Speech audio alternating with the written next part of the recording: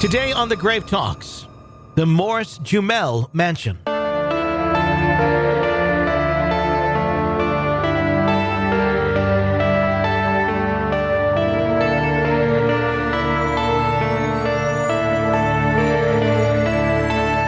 On the island of Manhattan in 1765, Roger Morris constructed his summer getaway, what would later be known as the Morris-Jumel Mansion.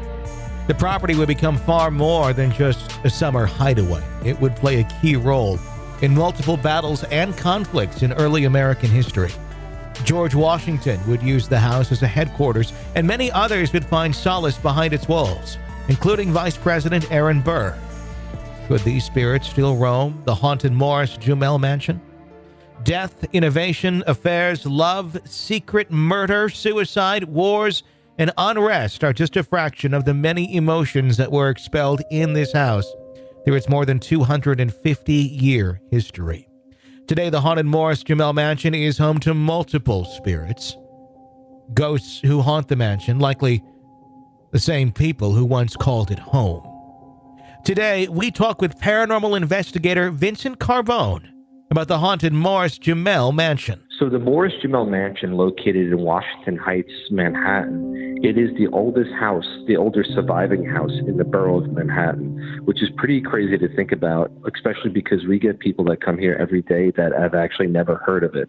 So for such a popular city to have such a historical location that they haven't heard of is pretty fascinating. But nonetheless, this house was built originally in 1765 by a British colonel. His name was Roger Morris. And he was a veteran of the French and Indian War. And he had a house down on Pearl Street in Manhattan. And so he built this house as a summer getaway for him and his family. Now, he's married to a woman named Mary Phillipsy. And her family was very well known all throughout Westchester County because they have a lot of tobacco plantations and a lot of wealth of their own. So he actually marries into the wealth, which is not the other way around, which was common back then. She was so popular and so well known, and she was a beautiful woman as well. But she would have suitors coming from all over the country to ask her hand in marriage. And one of those gentlemen was from Virginia, and he was known as George Washington. This is before he was a general. But nonetheless, Roger Morris ends up marrying her, and they build this as their summer getaway. And right now we're surrounded by buildings on all sides, but when this was first built, it would be the equivalent of 40 city blocks and river to river. So that gives you an idea of the magnitude of how large this property was and how expansive it was. And from here, it's the second highest point in New York. From here, you could see out to Connecticut, Long Island, New Jersey, which comes into play later on when Washington comes here, takes it over. So basically what happens is Morris, he retires from the military, builds his house, he comes here, and then after about 10 years or so, the revolution breaks out. And the British want him to go back into fighting, and he says, no, been there, done that. I'm not going back to war. So he actually goes back to England, and Washington, who he actually fought alongside during the French and Indian War, knows of the house. They weren't friends, but they were definitely they knew of each other. They may have worked together in navigating throughout the French and Indian War. But so Washington's getting beat up out in Brooklyn and Long Island, so he knows that this house is now vacant. So what he does is he sends the troops ahead to secure the land. And then Washington comes here, and he's here for 5 weeks. So Washington is living here. He's encamped here. In the Octagon Room on the first floor, he held his court-martial hearings. Upstairs on the second floor, we have his bedroom and his war office. And so he's here for, like I said, 5 weeks. And it's actually while he's staying here, he has a major turning point for him in the war. He has one of his first major victories just south of here at the Battle of Harlem Heights. But what happens is he's almost captured by the British. So he actually retreats and he takes off up to Westchester. So then what happens is the British come in, they take over the house, and they set up the house, and they implant the Hessians And if you remember from American history in school, Hessians were the German mercenaries fighting on behalf of the British. Now, side note, why are Germans involved in this war at all? It's because Wilhelm von Hesse, the commander of the German army, is cousins with King George. So he basically was helping his cousin out by lending his troops. Nonetheless, the Hessians are here for a couple of months. And this is where we get our first rumor of what could lead to a potential haunting here at the mansion. It's believed that the Hessians stayed up on the third floor, which is now our attic, one of our two attics, and which is now our offices. But the Hessians would have been staying up there, and the officers would have been staying in the larger bedrooms on the second floor. Nonetheless, it's believed that a Hessian soldier was running down from the third floor to the second floor, tripped, and falls and lands on his bayonet and bleeds to death on the stairs. So that's where we get our first rumor. So then after a couple of months, the Hessians, they kind of move on. And then this gentleman named Talmadge Hall, he's a business owner, and he buys a stagecoach business, a route from here all the way up to Albany in upstate New York. So what he does is he goes, hey, you know what? While these people are traveling on my stagecoach business, let me buy that vacant Morris house. And then he turns it into basically an inn. It becomes a tavern. It's called Talmadge Hall's Inn, and he has it for about 2 years. And in that 2 years, basically, it's like, hey, while you're traveling, come stay at my place, along the way. Because, obviously no subways, there was hardly any roads to really speak of at that time in New York, so which is hard to believe now. But so it was a pretty long trip to get up to Albany. So people would stay here overnight for a day or two, and they would get, have a place to stay. They would have something to eat, something to drink, and then they would carry on with their journey. So unfortunately for Talmadge, the business goes belly up after about 2 years. And so when that happens, it basically goes up for auction, and it just sits there for about 15 to 20 years. The house is actually just vacant. Now, what happens in that time is anyone's guess. But for the most part, from what we understand, it's just vacant. Then in 1810, a French wine merchant named Stephen Jamel buys the house, basically for a song and dance. And he gets it relatively cheap. He buys it as a wedding present for his wife, Eliza Jamel. Now, this is where we get the second name of the museum. You got Morris for Roger Morris, and then Jamel for Stephen Jamel. There was not a gentleman named Morris-Jumel. It was two different families that owned the house. So Roger Morris, he's a French wine merchant. He's going back and forth to England, on different business dealings. He meets his wife, Eliza. Now, Eliza's from Providence, Rhode Island, and she grows up really, really poor. She moves to New York as a teenager with her sister, and she moves here to pursue a career in theater and in music.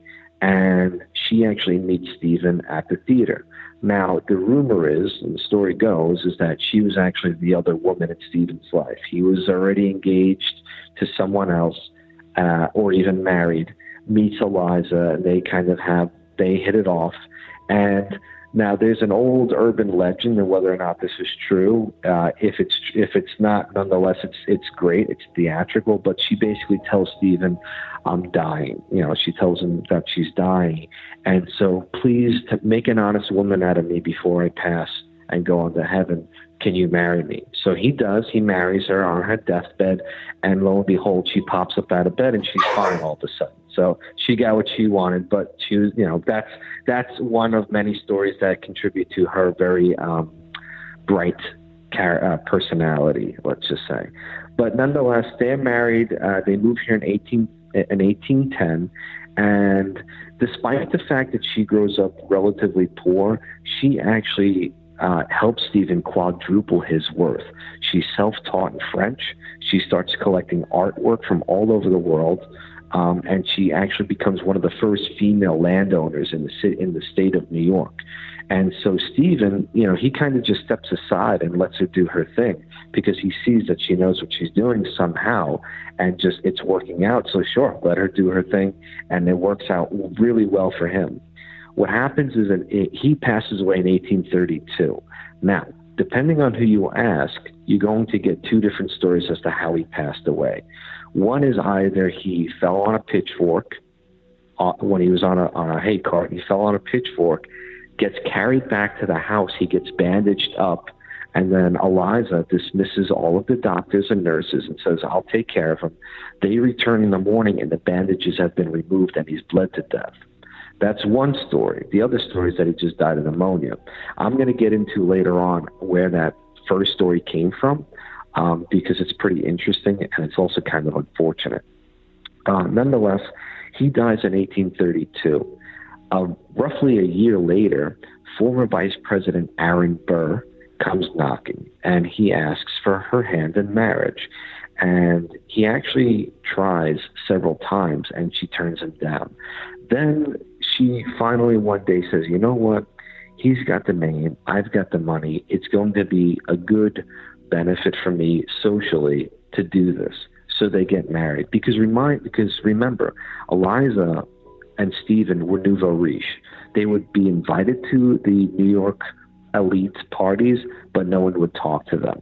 You know, he was a Frenchman, she was an actor from out of town, so they wanted nothing to do with them. So she was constantly trying to find a way to be accepted into New York society. And she figured, you know, why not marry former vice president? Now, at this point in his life, he had done all of his damage politically. He was already vice president. He already tried to annex part of the country here and all that, and he escaped being tried for treason. But so now he's in his 70s, she's in her 50s. They're together for about 8 months, and then she starts to realize two things. Number one, a lot of the money that she's developed for herself starts disappearing. Why? Because now he's trying to cover his legal debts and misspending that he's racked up over his life. And number two, at the age of mid-70s or so, he starts keeping time with a 24-year-old girl. So Eliza hears about this and does something extremely unheard of at that time, and she files for divorce. Okay. Now, there's another urban legend surrounding Eliza and this whole story is that of all of the attorneys in New York that she could have approached to represent her in the divorce proceedings, one of the first attorneys that she went to was Alexander Hamilton Jr. Why that's important is because anyone who's seen the musical or knows anything about American history and all that is that Burr kills Hamilton in the duel over in Weehawken, New Jersey. Now, whether or not that's true, I don't know. It makes for a great story, but nonetheless, they do get a divorce. It takes 2 years for this divorce to go through. The week it's to be finalized, Burr has a stroke over on Staten Island. And the morning there to appear in court, he passes away. So what happens is she ends up going on as the widow Burr, which is exactly what she wanted to begin with.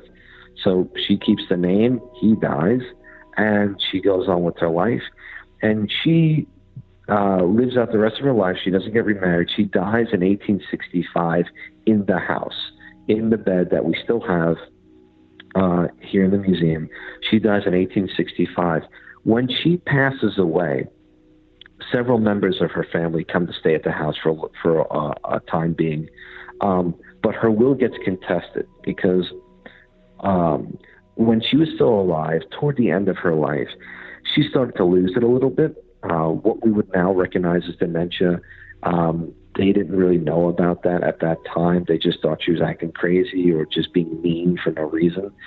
So what happens is, before she passes away, her grandson, her adopted grandson, William Chase, comes to her and says, "Grandma, I met this beautiful girl. I love her and I want to marry her. Do I have your approval? What do you think?" And she, for whatever reason, turns to the girl and turns to him and says, "Well, it's either the girl or your inheritance." He chooses the girl. Eliza passes away. And so what happens is he comes to his sister and he says, "Okay, what do I get? Let's split this up. She's dead. Where's my cut?" And the sister says, "No, you made your choice. You had your opportunity. Now this is the consequences of it." So it goes all the way up to the Supreme Court. They take each other to the court, goes all the way up to Supreme Court. And as an unfortunate side note of this is that in order to pay off the legal debts, and also because of natural progression and upward expansion here in Manhattan, they have to start selling off pieces of the land to pay off the attorneys and all the legal debts. They also have to start selling off the artwork, things that if we had now would be multi-million-dollar pieces.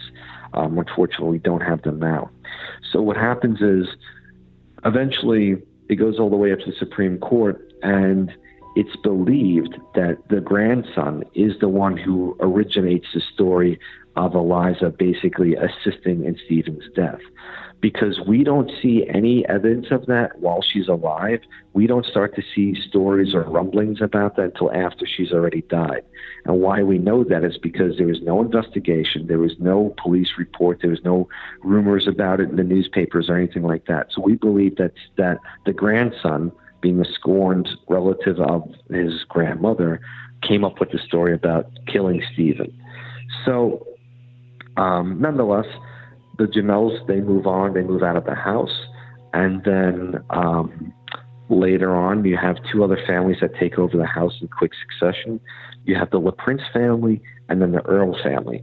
An interesting thing about the LaPrince family is that a relative of theirs, Louis LaPrince, is one of the gentlemen who's contested as being one of the first inventors of the moving image. And there's a very interesting documentary that came out in the last 2 years. It's called The First Film, and it pretty much documents LaPrince's step-by-step inventing the moving image. And ultimately what happened was he was on his way from France to New York to debut this new machine to all these New York socialites and financial elites. And what he was doing was he was going to try to come here and get a financial backing for his patent. What happens is on that boat trip from France to New York, he disappears. Not only does he disappear without a trace, but so does all of his luggage and the blueprints to his invention. And then lo and behold, who comes out with it a couple of weeks later? Edison. Now, I'm not going to go into all of the whole, conspiracy theories about Edison, but anyone who does any research about him knows that, he was pretty heavy-handed and he could get things done one way or another. So what was happening was he was going to come here and debut this at his family's house in our Octagon room. So quite literally, our Octagon room was going to be one of the first movie theaters in the world. That's just another interesting story of the house.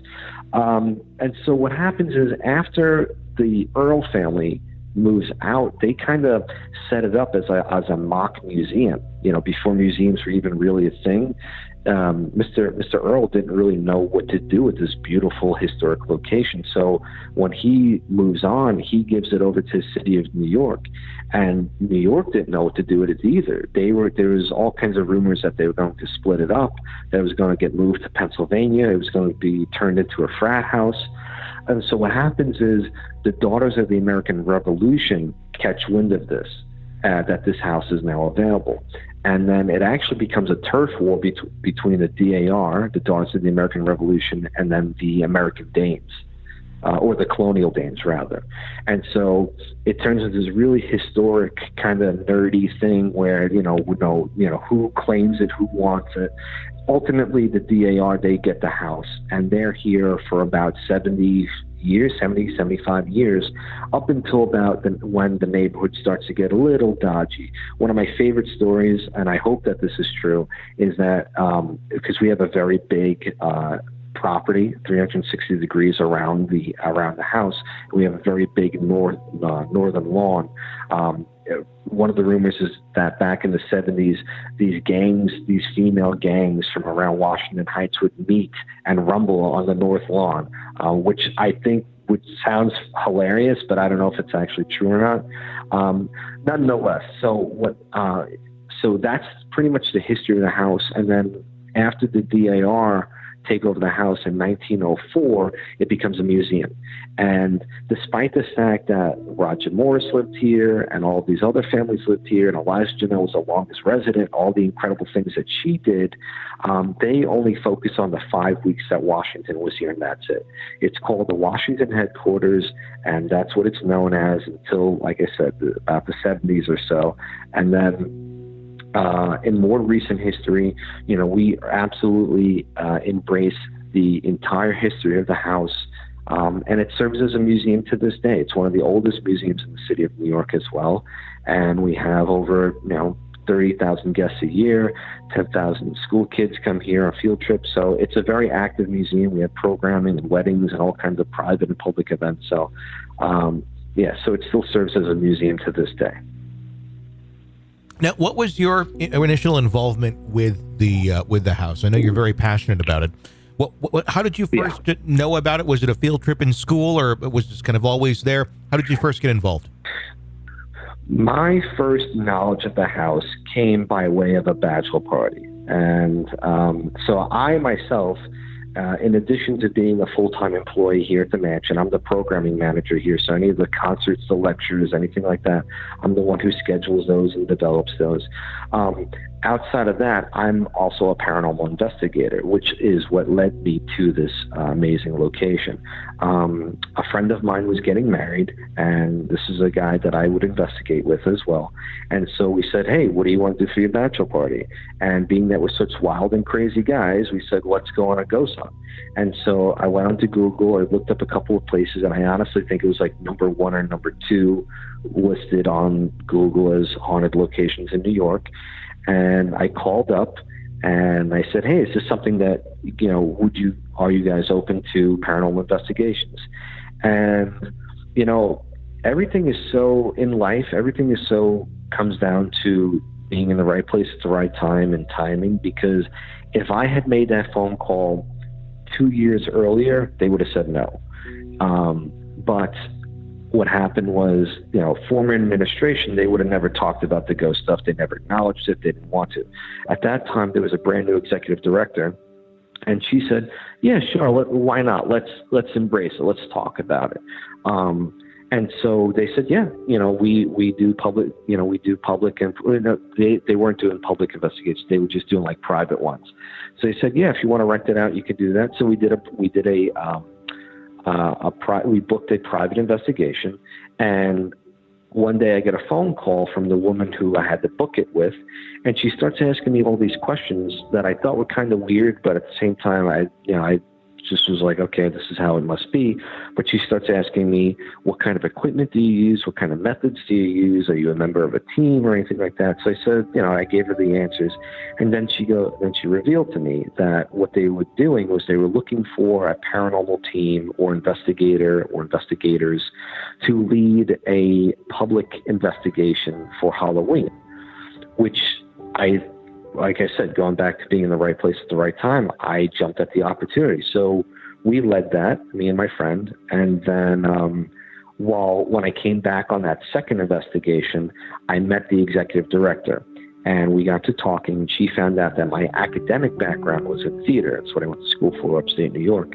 And she then asked me, hey, would you be interested in writing a play for us to debut next October, which would be October of 2015? And I said, absolutely, because at that point in my life, I was actually working as an EMT on an ambulance. And so that was like my survival job when I was, scrounging around looking for theater work. That's what I would be doing to pay the bills and going to grad school. And so I started working on the play, and while I was working on the play, I was offered a full-time job as a programming manager because I saw that I had an extensive background in organizing events and producing events. So I stepped off the ambulance and I came here as a full-time employee. And when I did that, I said, hey guys, listen, this is something I've been doing for a while, and I know that's not something you're very familiar with, but I'll have you know that elsewhere, this is a very popular topic, and that this is something that people would pay money to come in and support the mansion and do an investigation.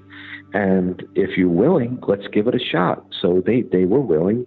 And our first public investigation, it was on Halloween. It sold out. And then we were like, okay, let's do it again. So we did another one, and so on and so forth. And it has now become, a couple of years later, it is now our most consistent attended event. It sells out every time. And the most important thing is that every single cent of it of these investigations, they don't go to me, they don't go to any other staff member. It all goes back to the house and maintaining the house. So that's how I became a part of this building. And in working here and being the paranormal face of the building, it's exposed me to pretty cool opportunities. I have since become a member of a group called Gotham Paranormal Research Society, which is a TAPS family. So we cover the Metro New York area. So it's led to some pretty cool opportunities and be able to meet and speak with some pretty cool people, such as yourself. So tell me more about when you first got into the house, and maybe this was during the bachelor party or whatnot. But what was your first experience in the house? Before we even get there, when did you first hear about hauntings of the house? Was it just when you Googled it? So the first time, the way it all went down was after I booked it, and I called my friend up and I said, hey, we got a location, we're good to go. He goes, where is it? I said, I think it's called the Morris something. I don't know. He goes, oh, the Morris-Jumel Mansion. I said, yeah. He goes, oh, that was on Ghost Adventures. Okay. I said, oh, okay. And so then we watched the episode prior to coming here. And I'll be honest with you, they didn't do a great job. They really didn't explore the entire house. Maybe they did, but they didn't show that on camera. They probably didn't get a lot of evidence that night. That's why. But that's really when I first heard of the paranormal happenings here. Okay. What was your first experience in the house when you began to investigate it?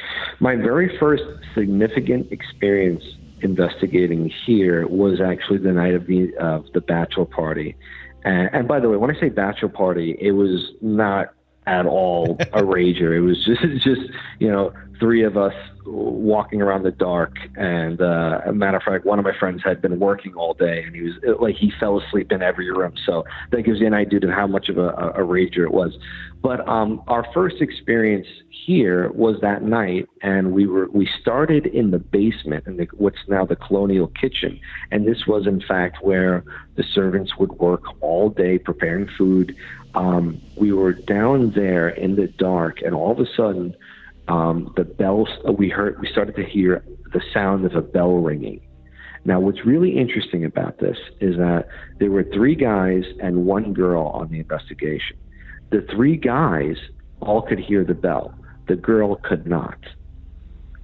And it was so loud that we actually picked it up on our digital recorder. So she has no idea how she didn't hear it in real time. And we were all sitting in the same location, but somehow she didn't hear it. What's interesting is that when we came back the second time to lead a Halloween investigation, my friend had the sound of a bell on his phone. And we tried something called a Singapore effect, which is when you recreate a sound or an action or an activity synonymous with a spirit's lifetime. So being that we had that little clue on our first investigation of the bell ringing, he had the sound of the bell on his phone. He goes up onto the first floor with the guest. We all stayed in the basement, and he starts playing the sound of the bell. He plays the sound of the bell, and he goes, "I want my supper," he says very loudly. All of a sudden, they could hear in the dark, they heard something scurrying down the steps, and then the motion sensor lights in the dining room went off. When they came back down the stairs to the basement, the kid that went up with him, when he went up there, total skeptic, did not believe in ghosts. This kid came down and literally looked like he saw a ghost. And for the rest of that night, this kid was like hooked on us and was like asking all these questions. So that was a pretty cool moment as an investigator. But that was pretty much one of the most significant first events that I experienced here. Sure. Quite a interesting personal first experience with the building itself and the history. Now that obviously you're a part of it as being an employee there, I'm sure you've heard many stories of paranormal activity there. How far back does it go? What is the first known or rumored probably paranormal event that is shared about that property? How far back does that go, and what is it? So luckily for us, the paranormal activity didn't start when I started working here, because that, there's no credibility to that. I mean, any one of us could be like, oh yeah, this place is haunted. Give us money and come and investigate. But the documented activity actually goes back to 1810 when Eliza Jamel moves in, and she herself claims to hear voices, see things, feel things, and then that actually increases after she passes away and her family is staying here. They claim to see her, hear her. One of the creepiest things I've ever heard about this house was that in her bedroom, one of her family members claimed to hear her fingers rapping on either side of a porcelain bowl, which is really, really creepy to think of. The visual, the audio of that is really scary. But so it goes back to the 1800s, because at that time this was already someone's house, this was already a military occupancy, and it was already a tavern. And then they moved in. So much has happened here. Now people ask how many people have died here, going back to the Hessian soldier, and I said supposedly. Here's the thing. You get 2 supposed deaths and 2 confirmed deaths. You get the two supposed are the Hessian soldier who falls on his bayonet, a servant girl who hangs herself in the stairwell, and then the 2 confirmed deaths are Stephen Jamel and Eliza Jamel. Now, with that said, I always say this house is over 250 years old. Who knows what else happened here? This did serve as a military occupancy, so very well, someone could have been injured in battle and then died overnight. Someone could have died in the park. Someone could have died while they were traveling and just was never documented. Just recently, we found out that someone is buried on the property, which sounds crazy to hear, but here's why it makes sense. So there's a book called Yankee Doodle Soldier, and it's actually a published diary of a colonial soldier. And in it, he talks about walking along a path with the comrade, and they find a fallen soldier. So they bring him back to the Morris estate, which is his house, and they bury him on the property. Now, that very well is possible, but as I said, the original property was, what is now the equivalent of 40 city blocks, and it would go river to river. So could someone have been buried on the property? Absolutely. But would we have found them by now with all the work that's been done on the property? Yes, we would have. So the ghost stories go back to, like I said, the 1800s. Our most significant story takes place January of 1964. So we have field trips here almost every week, and it was no different in the 60s. It was one way that they kept the house open. So you get a group of school kids waiting to be let in for a field trip, and they're being allowed, and they're carrying on, and they're out in front of the house on the slate. And then this is in front of the big porch with the columns and the balcony. And they're just being allowed. They're carrying on. They're being kids. All of a sudden, this woman in this black dress, comes out and tells them, "Shut up or go away," and disappears. It kind of scares the hell out of them, but they're more confused than anything. So then all of a sudden, the curator comes running up and says, "I'm so sorry. I'll let you guys in. There was a problem with the subway." And so they said, that's fine, no problem. But I apologize. We disturbed the woman in the house. We're really sorry about that. And she says, "What are you talking about?" They said, the woman, your volunteer or whatever, came out in a dress and she yelled at us. They thought she was a costumed employee for the tour. And she says, "There's no one in the house. I'm the only one with the keys." So they're like, "What? No, this woman came out." They go back and forth. They come into the house, and they look up and they see the big portrait of Eliza Jamel with her grandkids. And they say, "That's the woman." Eliza was dead over 100 years at this point. So what happens is this story eventually gets into the newspapers around New York, and eventually gets the attention of Hans Holzer, famed parapsychologist. At this point, he was teaching over at NYU. He was teaching parapsychology. And somehow, some way, he convinces the administration here to let him come in and do not one but 2 seances. And this is really bizarre because at that time, as I said earlier, they did not talk about the ghost stuff. They talked about Washington, and that was it.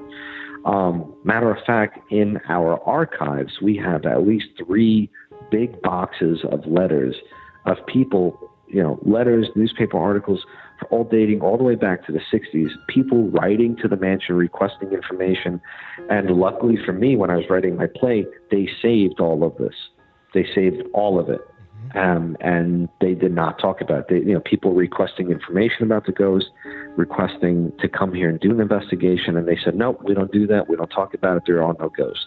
And